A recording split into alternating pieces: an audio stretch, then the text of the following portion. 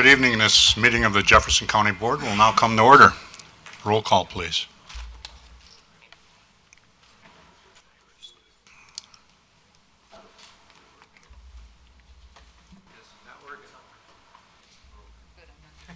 Let me try it again.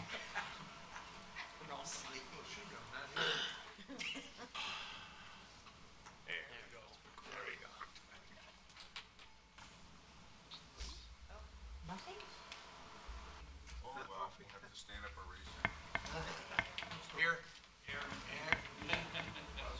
Okay, try it now. No, I don't think it's set up. Audrey. There we go. There we go. There we go.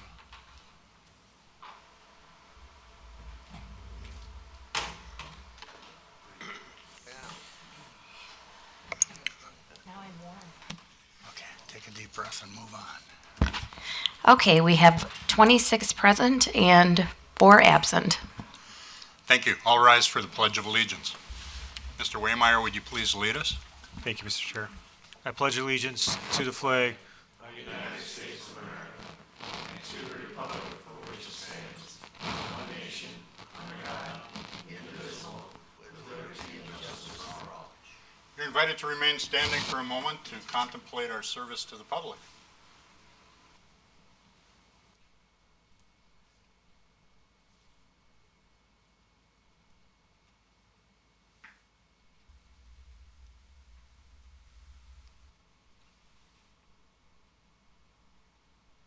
Thank you. Are we in compliance with open meeting law, Mr. Waymeyer? We are in compliance, Mr. Chair. Thank you. Next is approval of the agenda. Would anybody like the order of the agenda altered in any way? Okay, we'll proceed as printed. Next is approval of the September 10th, 2019 meeting minutes. Supervisor Brogler, please. I move for approval of the September 10th, 2019 minutes. Moved and seconded to approve the minutes. Discussion. All in favor, say aye. Aye. Opposed, no. The minutes are approved. Next is communications. In your packet, you should find the report for the net new construction 2019 county apportionment, the treasurer's report. Then we will have retirement recognition. And lastly, the zoning committee notice of public hearing, October 17th, 2019.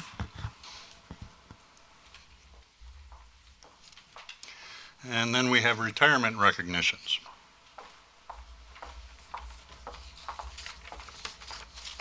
Good evening. We have 6 retirements around the county since July of 2019, totaling over 154 years of service to our citizens. Diane Nelson is a public health program manager at the health department with 9 years of service. Carl Hine was at Human Services as a maintenance worker for 20 years of service. And then we lost 3 individuals from our sheriff's department who retired, including Sergeant Jeffrey Galbraith with 21 years of service, and 2 of our captains, Jerry Hofferman with a little over 27 years, and Captain Paul Wallace with over 34 years. And I'm going to ask if County Administrator Waymeyer may step forward. We have one other additional retiree who is here, Andy Erdman from our Land Information Office, who was with the county for over 43 years. Come up. So I get the honor to talk about one of our department heads who have left. Obviously, as Terry mentioned, Andy had well over 43 years, 9 months, not quite 44, but I think a pretty well-earned career as we go forward. So Andy started here in 1975 when he served as a draftsman in CETA, which was a program that brought employees to the county, and eventually became a county employee officially in 1977 in that same position. In 1982, he became the real estate descriptor supervisor. And then eventually in the mid-1990s, he ultimately became the director of land information officer. Now you want to talk about a department during a career of 43 years that changed. Literally talking as a draftsman to literally being a land modernization guru here as we looked at how we use technology in our modern day land records. Specifically building the system for our GIS system, how does it integrate into other systems within the department, specifically with the Register of Deeds. But there's other things that Andy got tasked to along the way. He's our first document management guru. He's the one who managed how we look electronically saving our records in multiple departments and utilize technology of how we save things, but also quickly get the documents back to those who need the records. So when I sat and talked with Andy as he was transitioning and moving on to enjoyment of life, we talked through how do you replace someone like Andy because of all the tasks and trades that he had. How do you go today and find someone who has all those experiences that Andy had, from being a draftsman, surveying, to being a IT person, really is where that the department headed. So I really appreciate Andy as I came on board, and he taught me what land records were. I came from a municipality, so we didn't have to handle those records. The county did it, right? So Andy talked to me how that worked and how does the financing work. And quite honestly, he also was a good historian to teach me about several things, not just in the land records, but what has happened through the history of Jefferson County when we look at policy and decisions. And who's always a good voice to banter things off of. So, Andy, on behalf of Jefferson County and the residents and the county board, I thank you for almost 44 years of service to the county and what you have done for not only the organization, but for the people of the county. Thank you.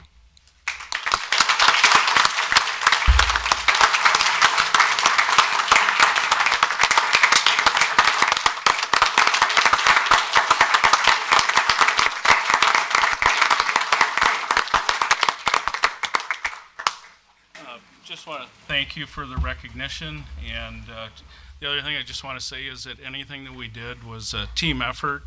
We had a lot of great people that I worked with over the years, and none of it would have been possible without teamwork. So thank you.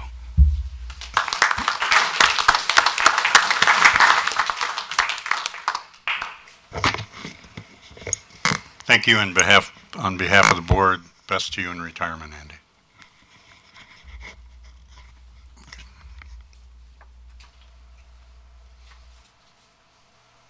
Next on the agenda is public comment. We have one registrant this evening, Frankie Fuller. Frankie, what's your last name again, Frankie? Fuller. So, just met you. Hi, thanks for letting me say hello to you tonight. I brought some sheets along with me. They're on the table over there if you want to grab one on your way out. And why this is so important is because Joe Niemer and Steve Grabo, these are talks that they're presenting at the Fort Atkinson Club. And Joe and Steve are going to be talking about the history of the glacial heritage area and in Jefferson County. And I think that probably each of you have a segment of GHA property in your area. If you don't, it's right nearby. And so it's really important to Jefferson County. And this is a really great and rare opportunity to get the background of the GHA in your vocabulary. And if you can go, they'll be talking Tuesday, October 29th at the Fort Atkinson Club. And it starts at 7:30. The programs usually last about an hour. So if you could come, that would be wonderful. We'd love to see you. Thank you. Thank you. And now for the event we've been waiting for all year. The presentation of the County Administrator's 2020 recommended budget. Mr. Waymeyer. Thank you, Mr. Chair. So you all should have your 20-pound paperweight at the desk, aka your budget. And Audrey's going to open our presentation here shortly. It's on the flash drive. I gave you the one you had this afternoon. That one you downloaded in your office. No. The one for the agenda, but that was I put it on that one. downstairs. It's downstairs. If you could grab it, yeah. Give us a quick minute. Mark's gonna quick grab it. Okay. So we'll start while Mark is getting it. So you do have a copy of the presentation before you tonight as well.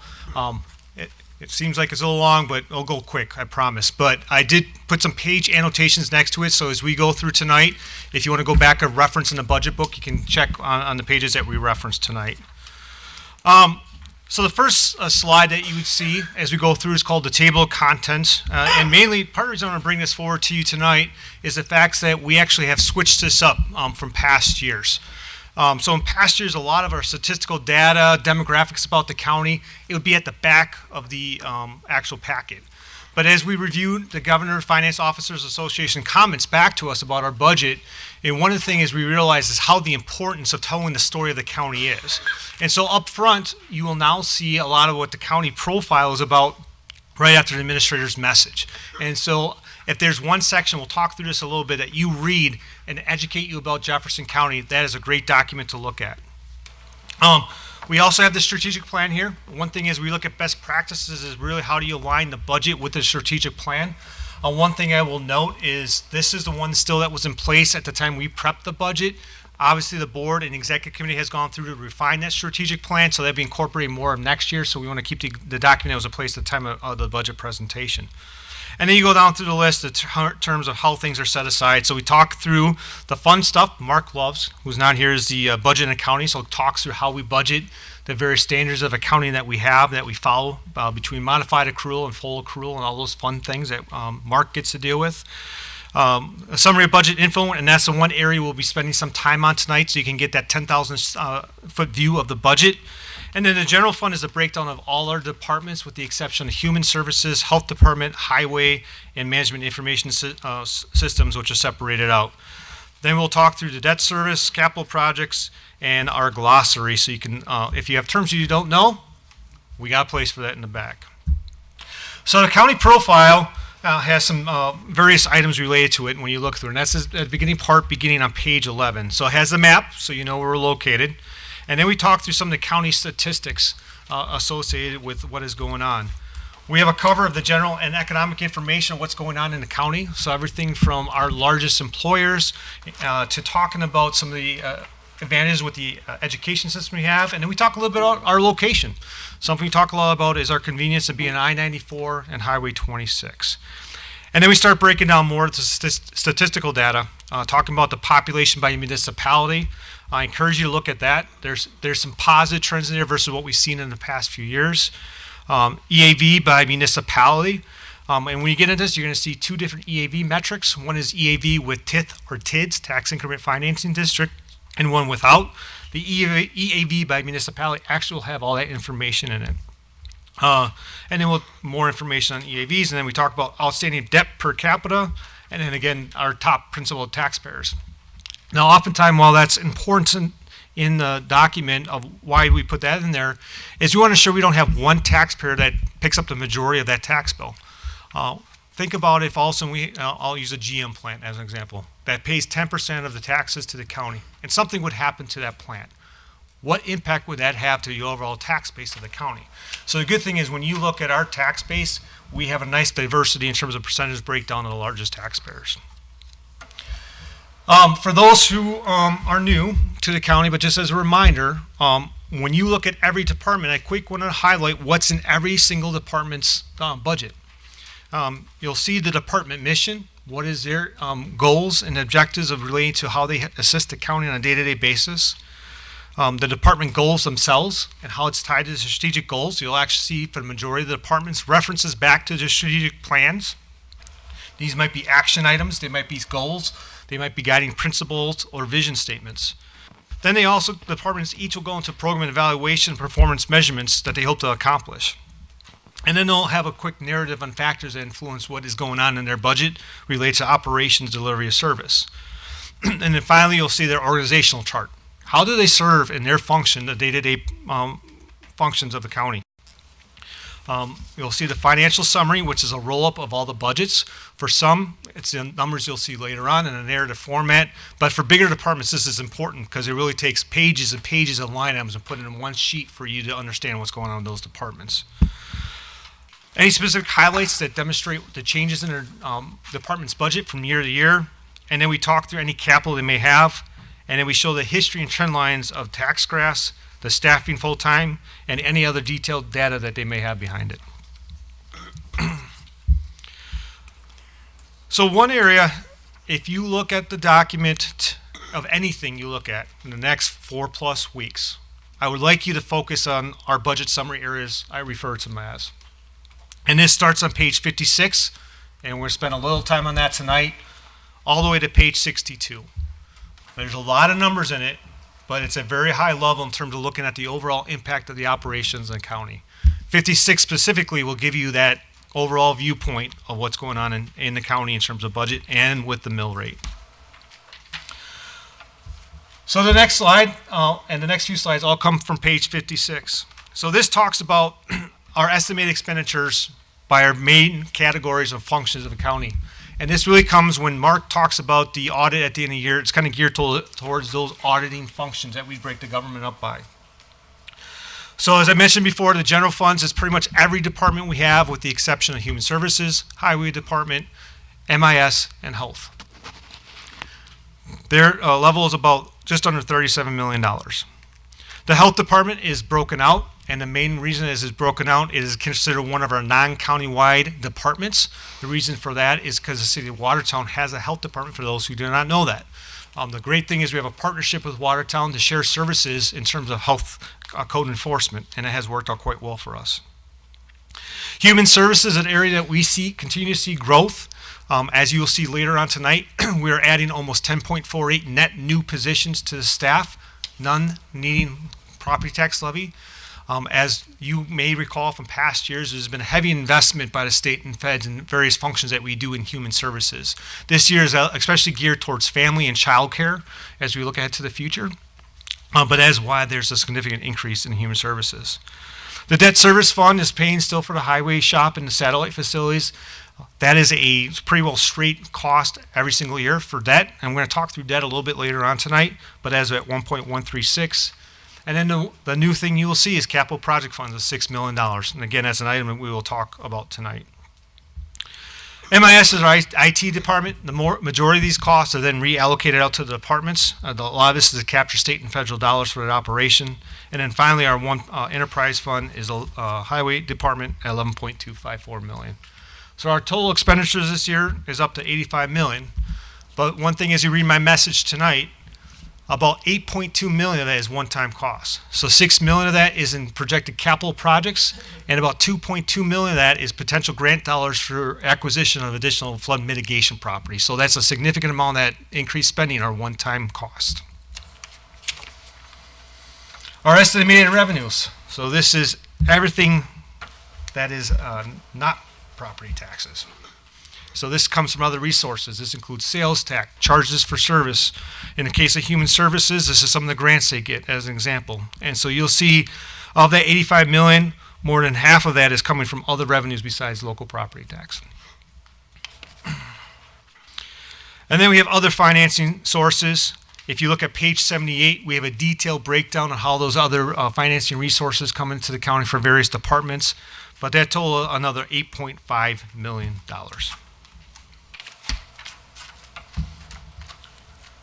Then the next page I'd encourage you to spend some time on is on page 101. This is our general revenues and expenditures. This is where we show our sales tax, our state share general funds, utility revenue, and then some of our fund balance. So for sales tax, we're showing a modest increase.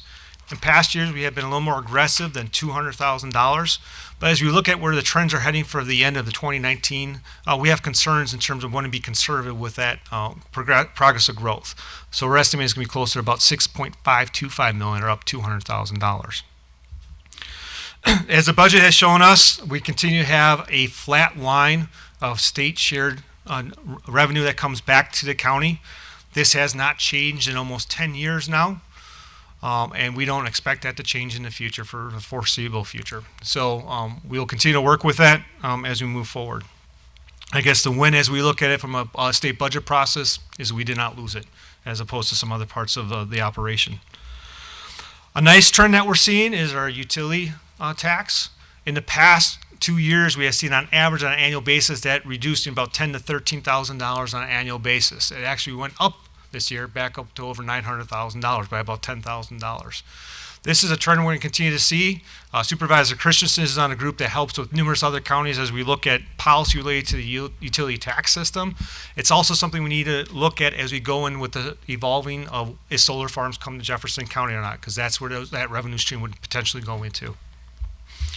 And then finally, we look at the personal property aid. This is a transition that happened last year with the reduction of the personal property replacement tax. This is the state aid to make up for that tax change. Now, this is down from last year, but when Mark kind of did an analysis versus what we got in taxes, has actually put us in a little better position than we expected. So a slight decrease, but right now it's a wash to us right now. We'll continue to monitor that revenue stream as we go ahead in the future. On page 37 is where we also continue looking at our contingency and our general expense accounts. So our contingency is up slightly this year. It's at $622,000, and there's a reason for that. As you look in the capital tonight, we are recommending no facility improvements specifically for the courthouse and sheriff building operations, and that's because we want to look bigger related to the operation. But we decided we need to plus it up. This summer was an example that the county board experienced. Things break in this building quite a bit. Air conditioner, as an example. And so we wanted to plus up the funds that are available in case those emergency fixes happen as we look forward to what is the long-term solution for the courthouse. Under county ordinance, we put aside 10% of our liabilities for vested benefit payouts. This year it is approaching $3 million. That is set aside in our prepaid liabilities. But we additionally put that aside in our vested contingency account. So this year that math takes us to $300,000. How we put that money together this year is we looked at some of the expiring TID districts and use that funds as a one-time way to pay for it. But if we do not use it, that is an opportunity to potentially fund a revolving loan fund for us. And so there's more to follow on that, but that might be an opportunity for us to make that fund happen. And then contingency other, you will not see that specifically in the budget, but we are anticipating we'll have approximately $250,000 from this current fiscal year that we will carry over into 2020 to continue our goals of implementing a strategic plan, which we'll talk later on in the presentation tonight. So the fun slides, talking about property tax and mill rates. So the first page, on page 56, we continue to look at it, is our total breakdown by functional area, how we took our general tax, countywide tax levy, and broke it down by functional areas. So we're allocating approximately $13.3 million to general fund, health department $857,000, human services $9.2 million, debt service we talked through already, and then the highway department at $5.527 million. Our total tax levy that is being proposed is over $30 million.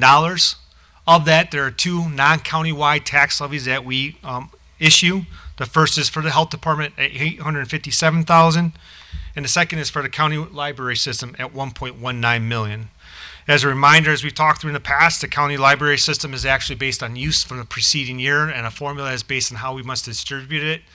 Outside of adjacent counties, we must reimburse at 70% levels of operations per function, and within the county, it's 100% reallocation back to our libraries. As a result, that has a total countywide tax levy at $28 million. We had a strong year for new construction, probably one of our strongest years in some time, at 1.33%, which equates to approximately $365,000 that we can capture in net new growth. That's slightly down from some of our surrounding counties in the state. The state was roughly 1.5. So we'll continue to monitor how we compare to our surrounding counties, but also the state as the growth rate. We also had a TID close this year. That was up in Waterloo. So that allowed for us capturing some new revenue streams there as well. So we start talking through the equalized value. This is where I talk through the breakdown by municipality, EAV. And so what we utilize is the top one without TIF for our analysis for countywide. And our EAV increased by almost 6.35%, a pretty strong growth rate for a year. Some of our communities had a very strong growth rate. It's not common to see in that breakdown of 7, 8, and 9%. So we had a lot of values increase. So almost a $440 million increase in the values in Jefferson County. With the TIF, you almost saw a higher level this year, which is different than our past years, almost $465 million.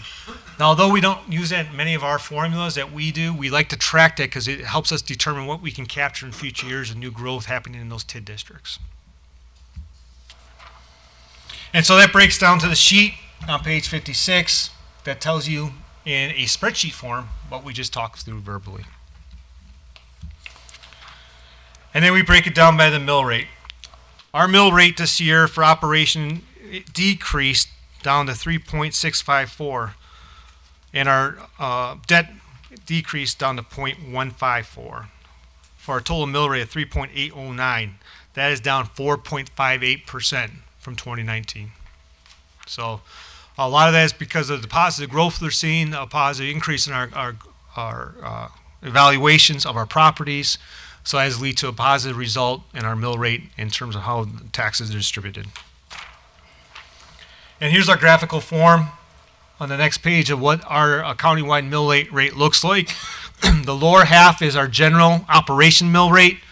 And then the kind of dark green that's on top of that, those bar charts, is the debt part. And you'll see that we peaked when we issued the debt in 2013, and we have quickly come back down to pre-2012 levels, 2011 levels. And then we have our two countywide, non-countywide mill rates. So the first is the library. The library mill rate, which I erred in putting into the slide, is at 0.3234. This is also a decrease of almost 3.36%. And then our health department mill rate is at 1.1345. This is a decrease of almost 6.78%. And if you really want to get into the numbers and history, here's everything on one chart for you to read tonight to fall asleep. But actually, there's some very good information here as you look at some of the historical trends that we're doing here as Jefferson County. We always talk through our fund balance policy application, as this helps tell us where we're at from a financial health standpoint, but also tells us what's available for capital. And so this quickly walks through where we're at today. So when we close out 2018, we're at about $31.5 million in our fund balance. That is up over $1 million from the previous year, which is a positive position to be in. As we walk through our liabilities, that decreases us down to, I didn't do this right here, about 19.5, I'm sorry. You go through all the non-spendable, that's the 2.2. Less restricted, that's things that we say we cannot spend it on. This might be like the drug task force dollars. Less assigned.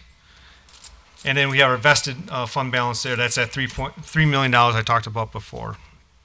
As a result, we have unassigned fund balance of about $726,000, and that's what we can utilize for capital this year. One item that you'll note in the budget this year, we are requesting, and through the Finance Committee, that the Health Department's fund balance will go below the 2 months. That is an exception to policy because the fund balance policy says you shall have 2 months in reserve. And as a structural issue, we continue to work on. Our biggest cost in our organization is personnel. And here's our quick view of where we're at with personnel. As I mentioned before, we're adding a lot of new positions in human services, so that's a big part of that increase from $44 million to $46 million. But this also includes our existing health insurance program. This is an area we continue to monitor. If you recall, this past year, we went on a consortium with Dodge County and some of our municipalities to look at the best price for the county. That did increase by about 7.5%. And so it's an area we continue to want to look at to find the best program for our employees and for us as an employer in terms of the cost. This also maintains our step progression program and allows for a market rate or cost of living adjustment of 1.5%. So outside human services, We have 3 departments that are seeing some changes to personnel. In the health department right now, they are looking at unfunding an LPN position and a clinical LPN position with a net savings to the county about $40,000. In the HR department, we had a shared position for safety position with Waller County, and in this current fiscal year, they ended that relationship because they made it a full-time position. We were asking to make that position actually a risk management safety officer position and fund the other half of that position. And then finally, in the parks department, what we're looking at doing is centralizing our winter maintenance requirements, and that's increasing our 0.75 FTE position up to a 1.0 FTE position. And then we're changing the position title in the dog park tenant to a dog park ranger. On the next page covers all the various position changes to human services. You'll see that this covers a gamut of our divisions there in the human services department, from ADRC to many areas in CCS and CSP, gearing towards a lot of psychotherapist positions and a licensed practical nurse to help in that area. We are also looking at child protective services in terms of family development worker and wraparound youth services support. So ultimately, is the next page is where we're at for our overall personnel staffing levels. This is a snapshot of it. If you look at pages 81 to 85, you'll see a breakdown by each department of staffing authorization and unfunded positions that are within the budget. At this point, we have a total funded positions, taking out state positions, and unfunded positions of 610. So this next page, we start getting to more of the policy behind the budget. And at the end of 2018, at the beginning of 2019, we began a process called priority-based budgeting that all the staff and department heads got involved with, and then several board members actually got involved in the peer scoring of it. So as a reminder, the sheet you see before you, and that's also included in the budget tonight, was approved last December. And the intent behind this spreadsheet was a scoring methodology to align programs of departments with a strategic plan. And so these are some of the basic functions going ahead. So as a result of some of the priority-based budgeting and some of the ideas of continuous quality improvement within the county, we continue to look at ideas to move things ahead. So examples in the current year budget that's before you tonight is we're going to be centralizing winter operations. Prior to this year, each shop kind of had their own deal of how they cleaned up after winter maintenance. And then sometimes there were calls made to the parks, can you move the snow? And it wasn't very efficient. We looked at equipment needs and thought we could do a better job by centralizing it. And so that's one item that we're looking at ahead, is bringing that under one house for an effective solution to this. In child support, they analyzed the data of the call center. We belong to a consortium contracted service for calls coming into the child support. And they looked at the call volume, they looked at their staffing levels, and they decided they could handle this. As a result, we'll be ending that contract with the call consortium, saving the county about $50,000. Nice little savings for the county. And one of the other examples that came up quite a bit, and the Finance Committee heard about this tonight as well, is dealing with TPRs and TPCs with Human Services. TPRs are termination of parental rights. And the county board is aware of this because this year we took the initiative and we changed who handled those cases on behalf of the county from the district attorney's office to Blair's office and corporation counsel, and brought an assistant corporation counsel to help with those cases. But as part of that process, we brought together a group under Judge Brantmeyer called the Judicial Engagement Team to look at some processes that were going on within the county with various stakeholders. And we brought in the Casey Foundation to help look at data. And one of the areas that was focused on is how do we help the parents and the guardians of these kids as they go through these processes to effectuate outcomes, not only from a timeless standpoint, but understanding of the process and case, because these are complex cases. I think Blair and his staff can talk to you what these cases are like. And they're important cases because terminating a parental right is a pretty significant deal, and it's something that we got to take seriously. So what the outcome was and the program was is that we appoint attorneys for the parents going through this process. And so from some state dollars and what's called a 4E contract, or federal dollars coming back to the county, we can hire attorneys now to represent those people at no cost to the tax levy. So it's an idea we're going to experiment with, see what the outcomes were, and try to see how this moves forward. But we have a lot of other pending examples staff is working through now. One is working with Human Services. How do we better transition clients who are in alcohol treatment court and drug treatment court to those services? And is there a better model? Continue to look at some of our scheduling models for various departments in the county and to find ways to be efficient with overtime and service to the public. Look at how some of our programs and functions are being done today, and what are those opportunities for sharing of staff where it makes sense. And then we look at fleet management. We have a lot of vehicles, and we need to find a better way to utilize those vehicles to save mileage and offer a safe way for our employees also to drive around the county. Some of you may recall from Kathy Colley's presentations of things Human Services has done and a reduction in mileage, but we also need to find a way to improve the fleet. And so we're looking at centralizing that fleet, and part of that is looking at the analysis of should we lease or should we own? And so that is something we're going through right now to determine what is the best methodology for the county as a whole. But we think that's going to save the county in the long run. And we look at the highway department as an example of how they manage their fleet. In many cases, some of those vehicles, for what they purchase, they're selling them for 2 to 3 years later. And so that's a goal, is can we replicate that similar program and create cost savings for the county as a whole. It's also been a very busy year as we look at the strategic plan implementation.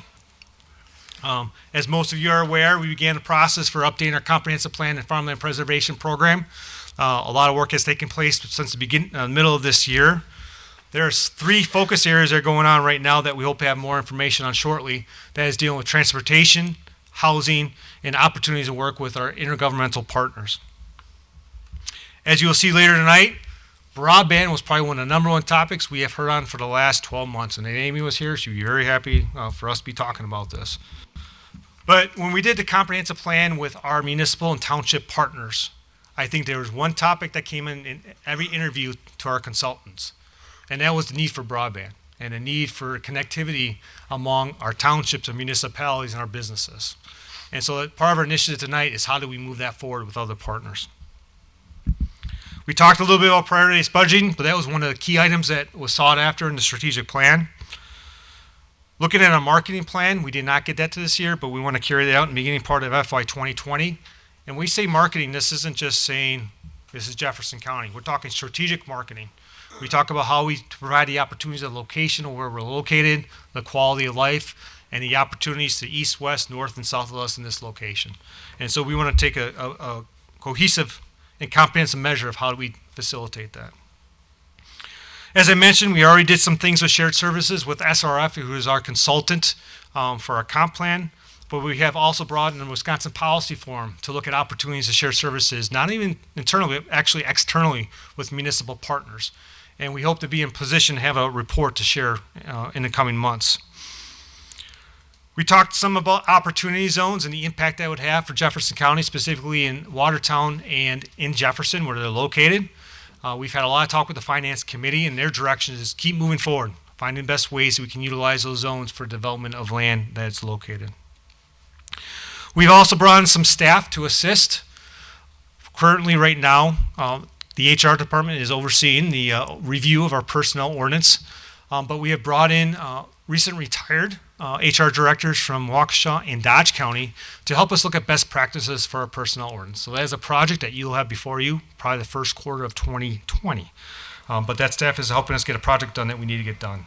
We've also brought in a management analyst, limited term employee to help with some projects that we've been behind on, whether it's how we improve how we do capital budgeting, to looking at what does our debt look like in comparison to other counties. We talked already about the revolving loan fund, and a big part is looking at our facilities and internal operations. So our capital. This budget proposes investing about $14.78 million in capital. And that is being funded through a small portion of that fund balance policy we talked through. Levy of 3.653. That is primarily for our roads. That's typically how we've done that in the past, pay as we go. And then related funding. So an example of some related funding is in Andy's old department. The fees that we would get would pay for a lot of the land modernization equipment that we need, and that's considered related funding. So to get more information about what is going on within our capital budget, I encourage you to look at pages 429 through 439. In there, you'll look at things such as the Capital Projects Fund, the FY 2020 overview, our 5-year capital plan, and then our highway projects, which we'll go through here shortly. So everyone likes to know what equipment we're buying in the highway shop ever since I've gotten here, so we'll continue that trend. But primarily focus on some small pieces of equipment this year. We have rotated the fleet out for a lot of the larger trucks and equipment this past year, but primarily focus on small trucks, a bulldozer, backhoe, and a motor grader. We have 3 larger road projects this year. One is out in the Palmyra, the Sullivan area, County Highway E. And that's going to be a major project for us, as it's primary resurfacing, but some rehabilitation, so approximately $2.5 million. County Highway J, looking specifically County Highway C to US 12. That's a rehabilitation. So when I use the term rehabilitation, or you hear Bill Kern use the term rehabilitation, that's more than just milling off the asphalt and putting new asphalt down. That's potentially looking at some areas that need to be widened, some drainage issues, some soft spots, things along that. It's not a total reconstruction, which would be tearing everything up and starting over. We'd also be doing County Highway J from State Highway 106 as well. So a total investment of about $3.72 million. We hope to have some alternative funds with that as well. So 2 quick maps you'll see in your book. There's another map in there, but I want to focus on 2 maps. So the first map that you'll see in front of you, and you'll see in a larger print in the book, is our condition assessment map. So Bill took some time with the Highway Committee to talk through the various data points that go into how do we develop a capital plan for our road projects. Because it might not necessarily be everything that's a 2. There might be reasons from a transportation system standpoint to a cost standpoint to maybe look at something that's a 4 or 5 that might become a 2 and save us money in the long term. So this is the updated condition assessment of the roads that we have out there. The reddish colors are probably the worst, and as you build forward. This next map that Audrey moved to is our 5-year capital plan. So the yellows are the ones that we just talked through that will be done in 2020. The blue is 2021. Kind of that light purple, I'll call it, it's 2022. And then the dark purple is 2023, and the green is 2024. So this is our best assessment as of today. One thing we are looking at specifically is the road in 2022, which is County Highway N. As many of you may know, there's been some heavy patching on County Highway N to keep it going for a short period of time. But that's a significant street or road for Jefferson County. It's a significant road from Jefferson and Fort down to Whitewater with our 4-year campus from UW Whitewater down there. And so we know that's going to be a more extensive project that we have to work on. We're going to be looking at grant opportunities potentially down the line, and we hope that might be able to be moved forward. Maybe not quite in 2021, but we hope to move that faster. So then we move to what we call our capital projects fund. And so tonight we're going to go through 4 main areas, and some are new to some county board members. So the one that's a carryover is our old highway site. We anticipate that we'll have approximately $600,000 set aside in an account for that purpose. As you may recall, as we built a new highway shop and the satellite facilities, we realized we had to get the old highway site cleaned up and ready for a repurpose. And last year, we started a process with the city of Jefferson to develop the first joint park through various grants that we got. We also had to make sure we had money set aside for remediation and cleanup so we can get the site ready for development. And so 2020 will be the last year we anticipate that, and this project should be done, that we'll have the park completed, remediation will be done, and hopefully we'll be in a position that we'll moving forward with redevelopment of that site. And so those funds will be set aside to finish that work up. And then I think we'll have some funds left over, and then we'll come back to you to decide how we handle those funds. The big thing we introduced last year, and it's going to be a carryover, is our communications project. So in this current fiscal year, we have set aside about $1 million as the seed money to move this project forward. This is a countywide project that impacts our law enforcement, emergency medical services, firefighters, and our highway department, to name a few. We have gone out and hired a consultant who helped us develop an RFP to look at the resources and technology needed. Last September, I believe, you all were given a presentation, educational, of the systems that are available. And we picked the middle of the road, switching from an analog to a digital P25 system. Based on that feedback, our consultant went ahead and sought RFPs for those costs. Those bids came back to us September 20th. We have 3 bidders that returned bids. Those are currently being evaluated by our consultant to determine that, ensure they fulfilled the request for proposal requirements. And we hope to come back to you in November board meeting with a recommendation of where to head. We are anticipating, and there's still some work to do, that the total project cost is going to be roughly $4 million. That's in line with what the consultant provided us when he presented to you as well. As such, we know we do not have the $3 million in cash to pay for it.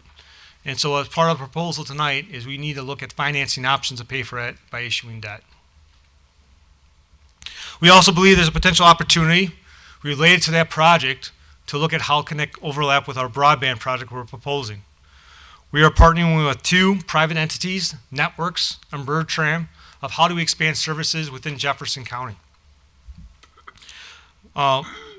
There's a PSC grant deadline of December 19th. There's roughly $24 million that has been set aside in the governor's budget, and we'll know by February or March of next year of what will occur.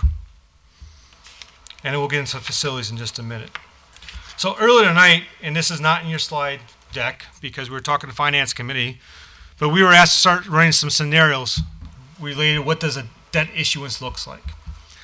And part of I'm cautious with this right now because we don't know the total cost of what potential debt we'll be looking at. We are anticipating this current year budget of issuing debt of close to $6 million.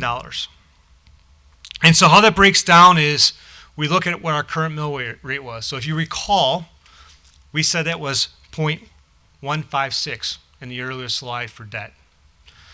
So what that equates to for every $100,000 of value of your home or business is $15.43. So for every $100,000 of our existing debt, that equates to $15.43. Basic guidance with Finance Committee, we ran 2 scenarios. One is at $7 million to give us an idea of what this looks like, and one is at $13 million. And that doesn't mean that's what we're issuing. Again, this is just to give you concepts of what these costs are.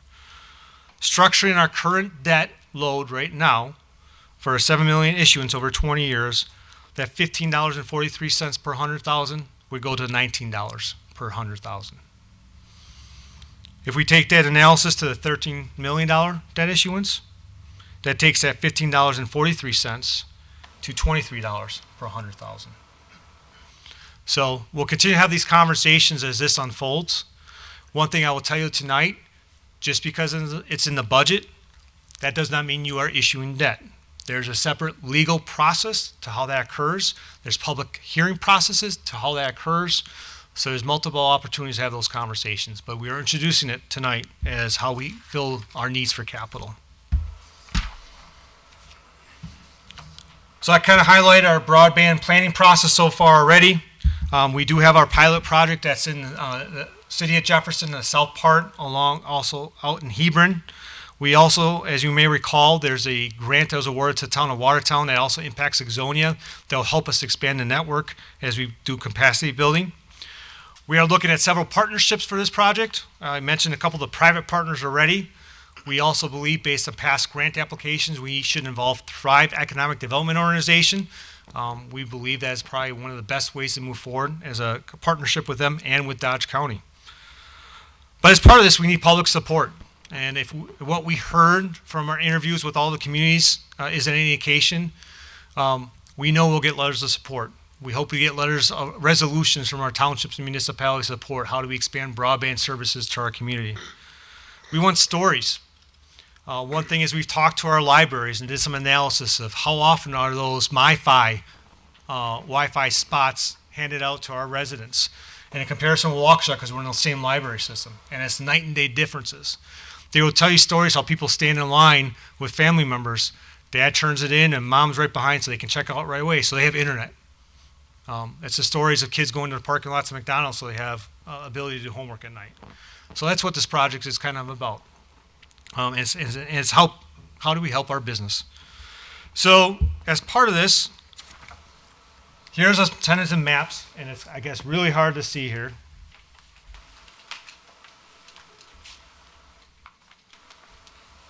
maps on the left are what our existing infrastructure is. Up top is networks, and down below is bird trail. So this is what's existing in place in areas that they can cover today. And what they're putting together with us for the grant, this is what Networks believes they will be able to cover with the grant, and this is what Bertram's anticipating covering with the grant, if we're awarded the full amount we're going for. The intent is we hope by the time this grant is done, we're between 65 to 75% of the county will have broadband access versus where we're at today.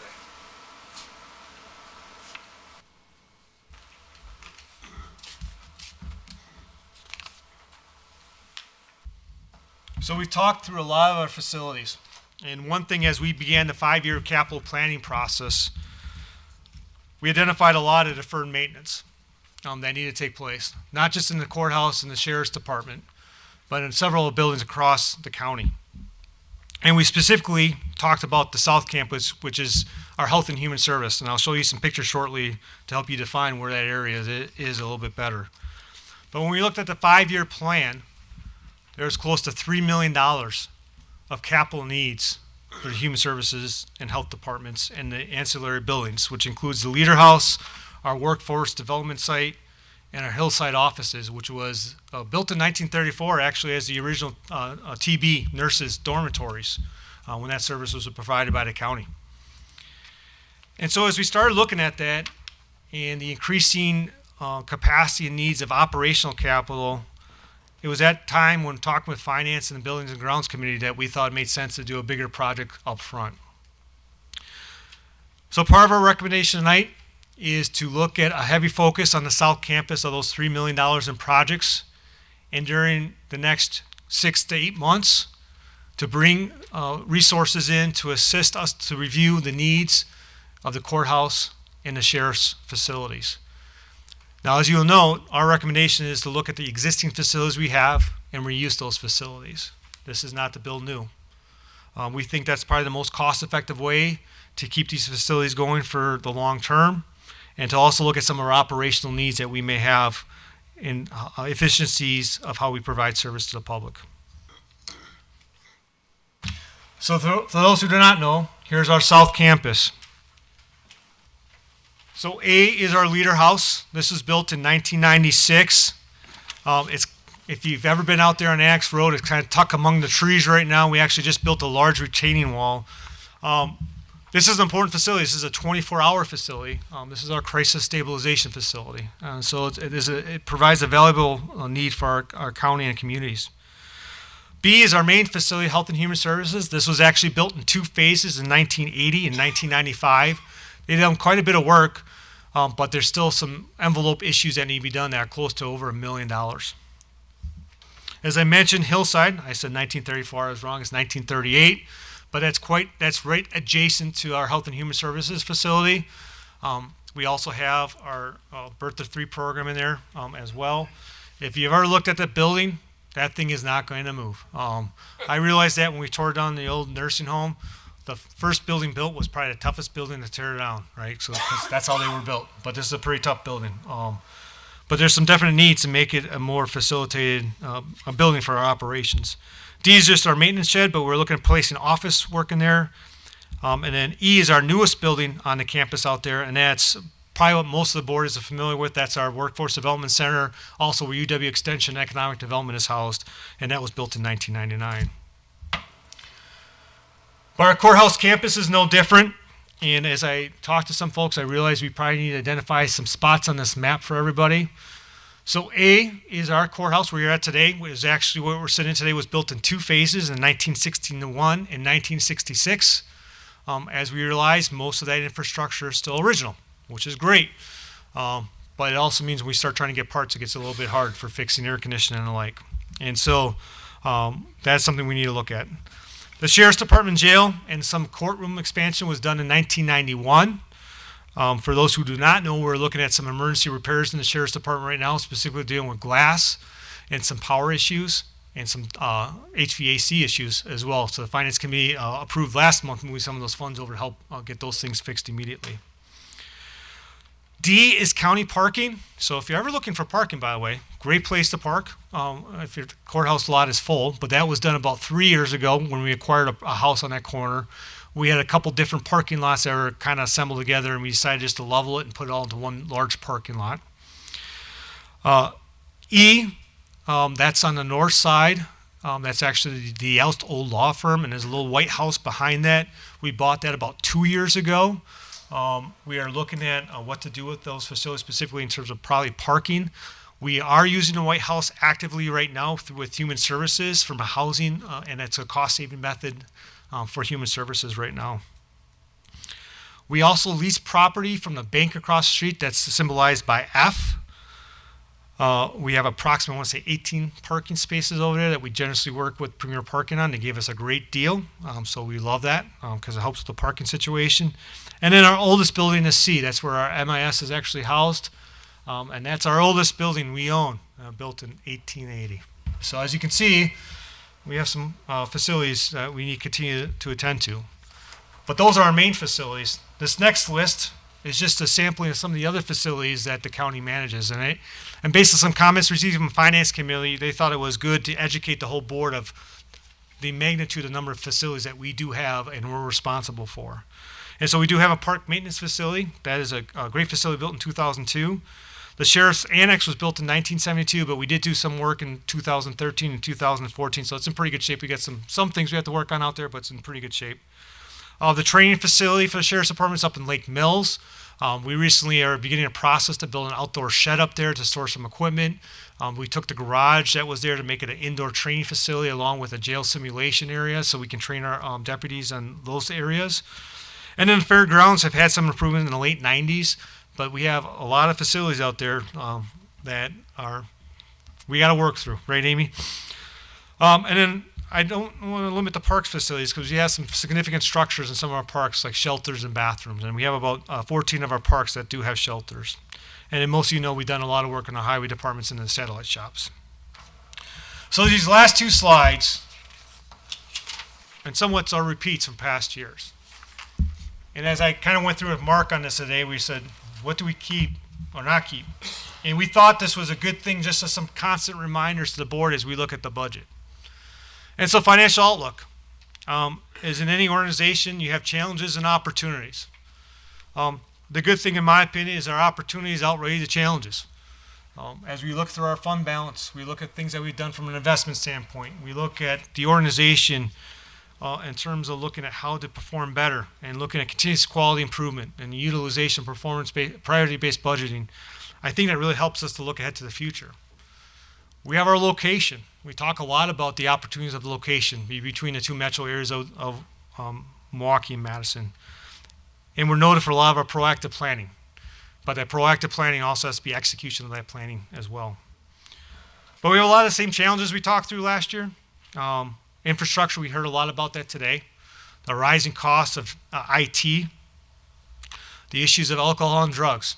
I think as the Finance Committee is aware, not only this year but past years, as you talk to the departments, a lot of our departments are touched with their operations related to alcohol and drugs and what's going on. It's a problem that we're looking at how do we find a proactive way to deal with it.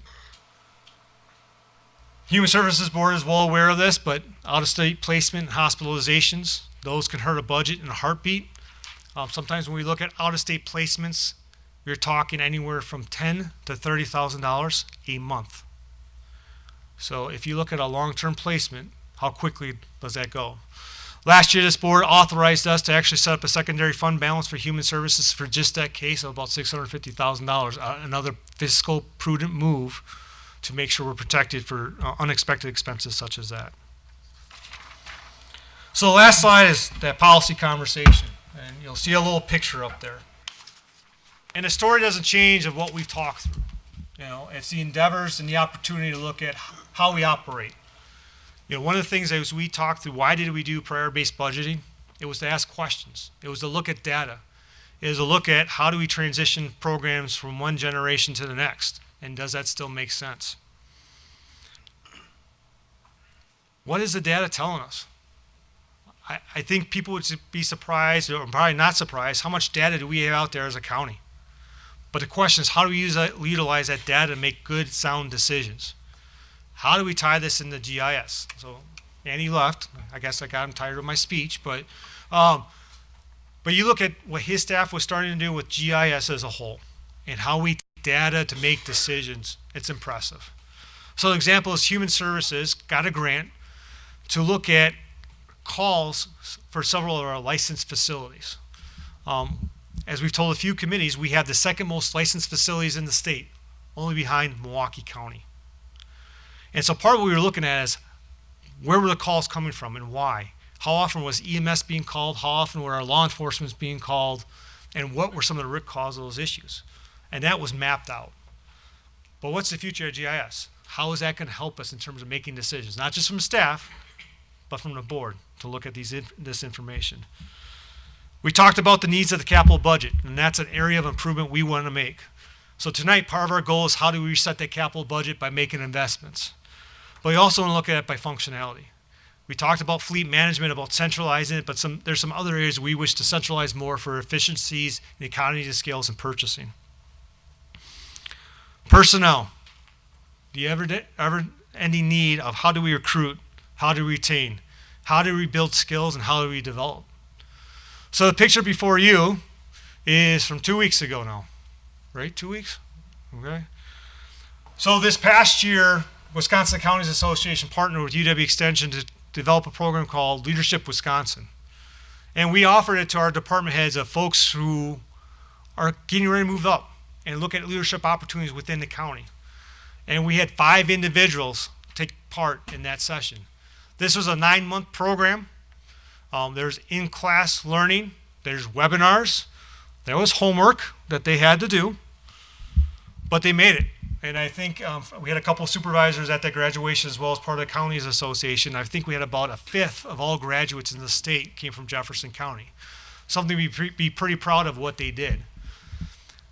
But as I talked to them last week, I think the neat thing also what happened is not just about the technical skills, it's not about the theory they learned, but they got an opportunity to talk to that next group of leaders.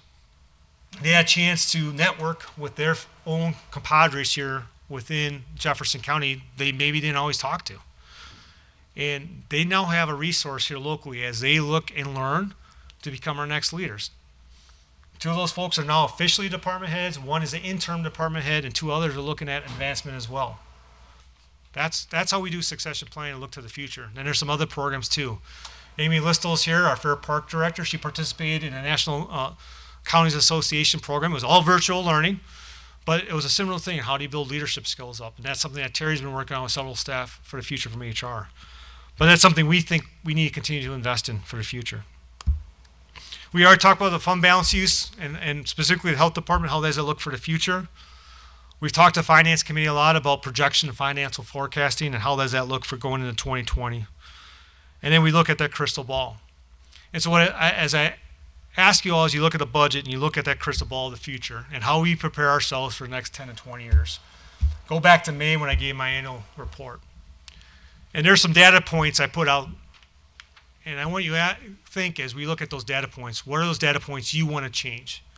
And how do we change it through this budget process and how do we utilize resources? So there's some good data points I talked about, but there's some data points that we could use some care on. We talked through the ALICE data as an example, but we also talked about the issues going on with agriculture. So one thing, if you look at the land and water budget this year in terms of one of those areas of emerging trends, as you'll look at a job they're starting to do, they haven't had to do a whole lot before.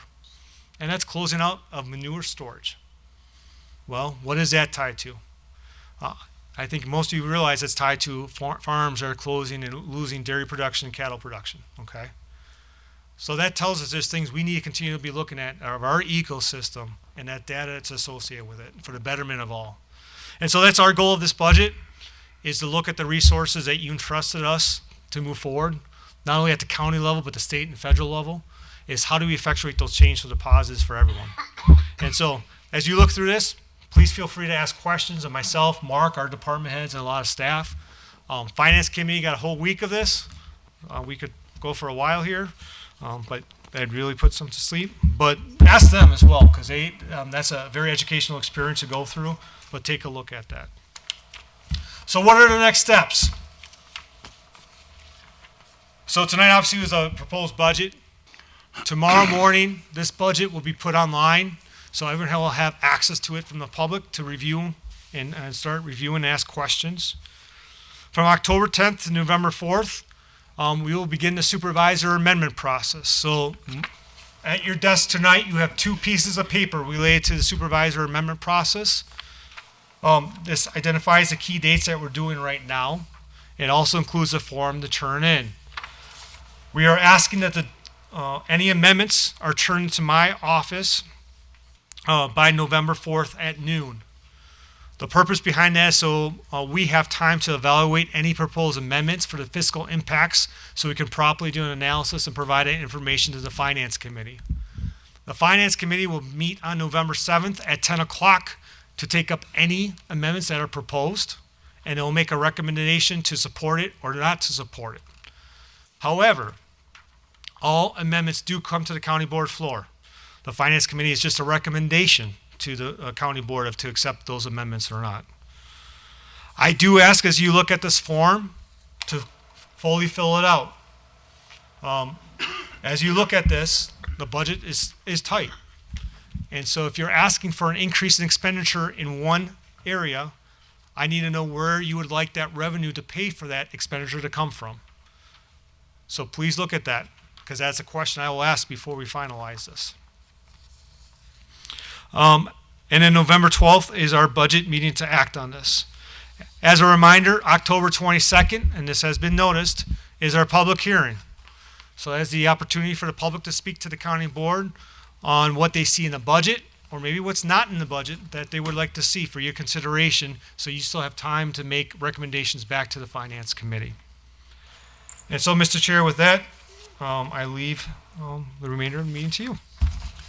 Thank you, sir. The chair would like to reiterate that out of 22 graduates of that leadership program in the state of Wisconsin, 5 were from Jefferson County. Gives us great, we should be proud and hopeful for our future. Thank you.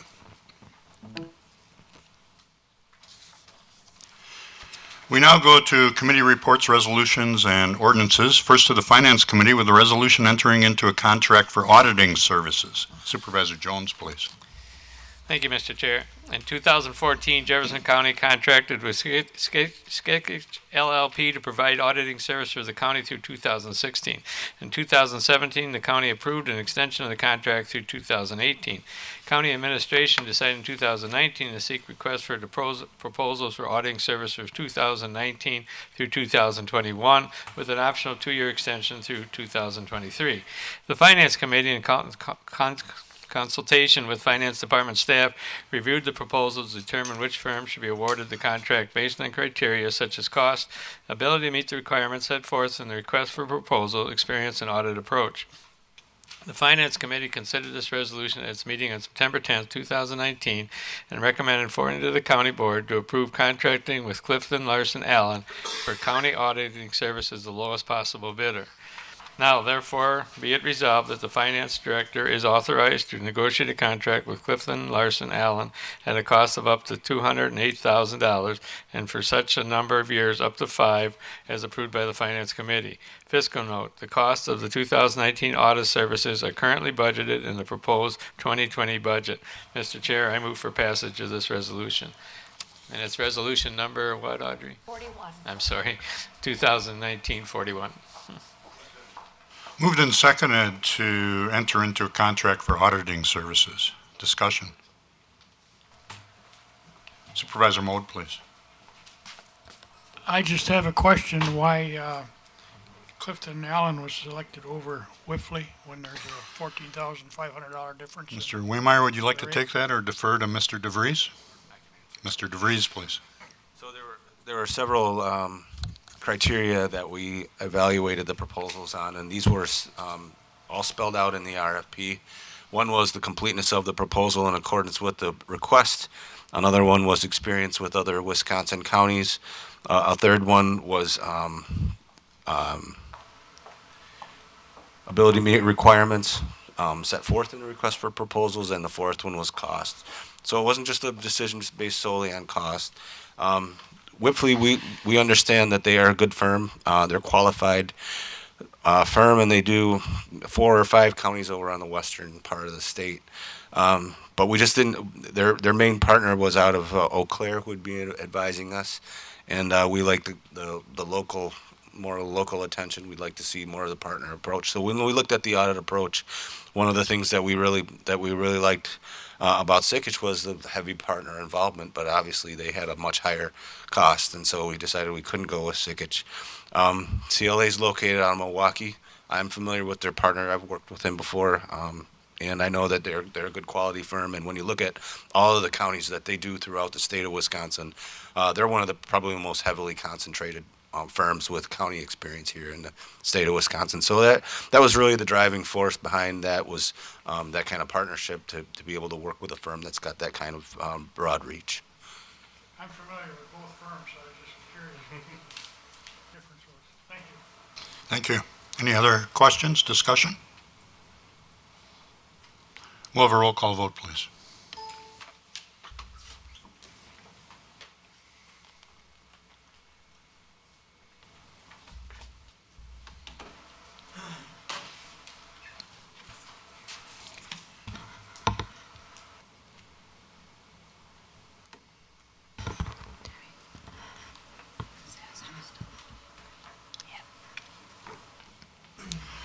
Votes are locked. We have 26 yes, 0 no, and 4 absent. The resolution is adopted. Now to the Parks Committee with a resolution authorizing county conservation aids grant application. Supervisor Teets, please. Resolution number 2019-42. Yes. Authorizing county conservation aids grant application. The Wisconsin Department of Natural Resources Fish and Wildlife Management Grant Program was created to assist counties in the improvement of fish and wildlife resources. The program was established by the Wisconsin legislature in 1965 and provides matching funds for a growing list of county-sponsored fish and wildlife habitat projects. The Jefferson County Parks Department is applying for financial assistance through this program to restore sections of degraded forest land in Carlin Wild County Park in Palmyra. Project goals include the removing of degraded forest land at Carlin Wild County Park in Palmyra. Project includes the underbrush as well as selectively removing trees. Due to the lack of native shrubs and plants, this project will also involve seeding and planting native species. The total cost of this project is estimated at $13,645. This grant application is requesting up to $4,680 to be used towards the project will be in addition to labor provided by the county staff and volunteers. Any costs not funded through this grant will be funded through donations held by Jefferson County for the benefit of Carlin Wild County Park. The Parks Committee considered this resolution at its meeting on October 7th, 2019, and recommended the forwarding to the County Board for approval.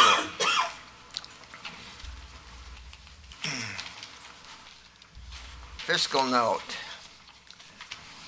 Total cost of this project was estimated to be $13,645, which will be funded through grant funds in the amount of up to $4,680. Staff and volunteer labor estimated $4,680, with the balance of the fund through donations held by Jefferson County for the benefit of the Carlin Wild County Park. Account number 12803.485-200. The County Board of Supervisors authorizes the Finance Director to make the necessary budget adjustments to enact this resolution. This is a budget amendment. County Board approval requires a 2/3 vote of this entire membership of the County Board, 20 votes of the 30-member board. I move to approve resolution number 2019-42. Second. Moved and seconded to authorize county conservation aids grant application. Discussion. We'll have a roll call vote, please. 20 votes are required for adoption.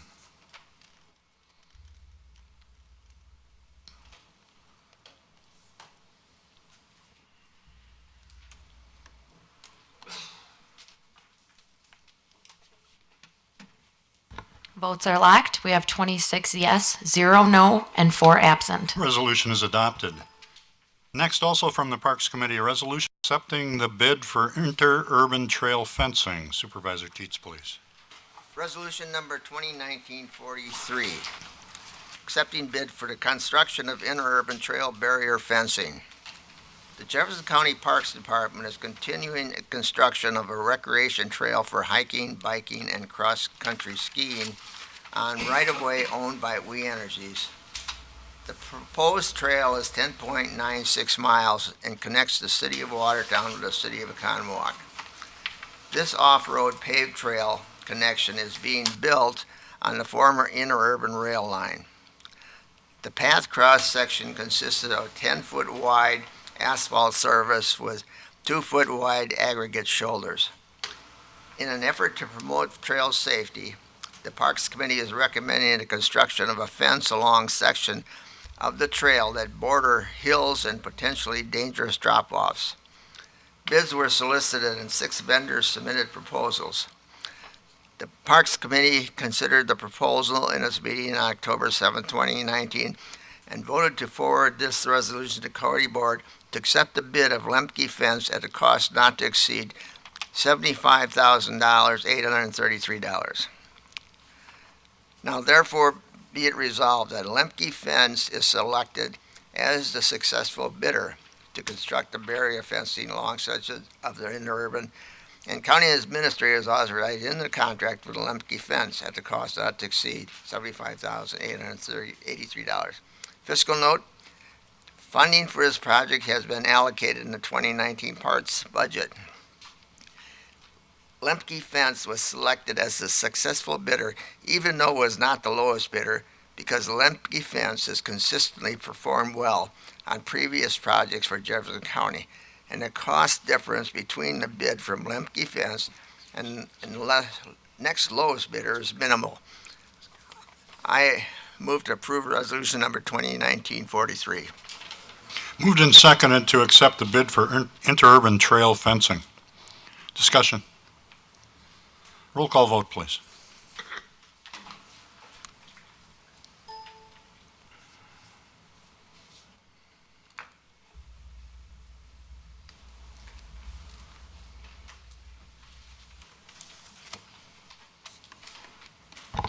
Votes are locked. 26 yes, 0 no, 4 absent. The resolution is adopted. Now to the Planning and Zoning Committee with a report on approval of petitions, followed by the ordinance amending the official zoning map. Supervisor Nassau.